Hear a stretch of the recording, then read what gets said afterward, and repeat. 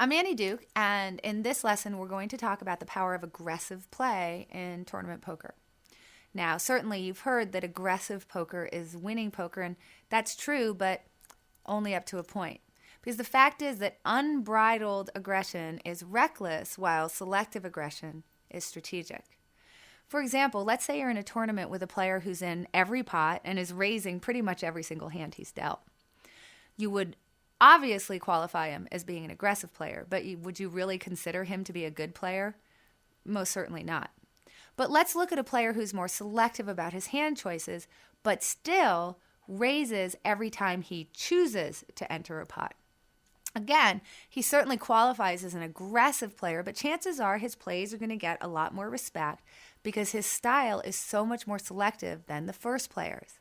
I mean, by picking his spot, this second selectively aggressive player, well, his aggression carries more weight because his opponents are less likely to think that he's playing just any two cards. And when he forces his opponents into a tough decision for all of their chips, they're going to have to think long and hard about whether they want to put their whole tournament life at risk against somebody who's more selective about the hands they play. Now that brings us to another key point about aggression in tournament poker.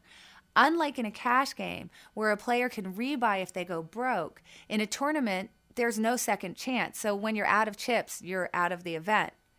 This makes selective aggression effective because players are less willing to commit large portions of their stacks to these pots where they have marginal decisions, marginal hands, since they know that losing the hand could mean the end of their tournament.